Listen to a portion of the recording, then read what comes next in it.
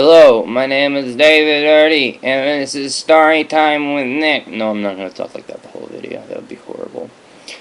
On today's episode of Story Time for Nick, we have the X-Men. And the scourge of a savage land.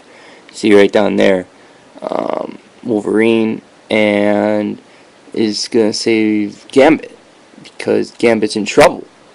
And he's currently focused on throwing playing cards at that T-Rex's mouth.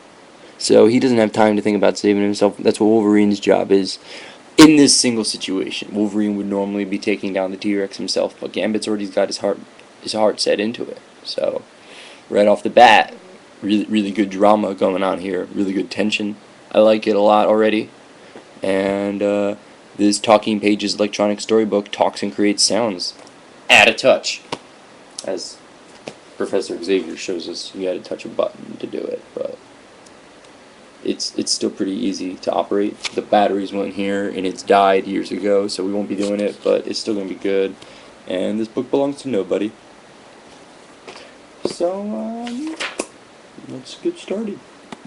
Okay, it starts out with, fucking whatever her name is, throwing lightning bolts at a dinosaur, but he eats them, and she wakes up and it was a dream, and she's all like, man, living in Canada really sucks or whatever. And then Wolverine comes in, because that's what he does, and he locks himself in with her, and he's all like, yo, what up? And she's like, what are you doing? And he's all telling her about, like, I don't know, man, I like to drink milk sometimes though, you dig?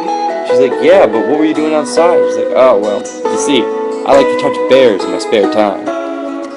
They get really horny when you do it, but bears like to have angry sex, and I don't like that, so you have to run away really quickly. She's all like, oh, that's pretty odd.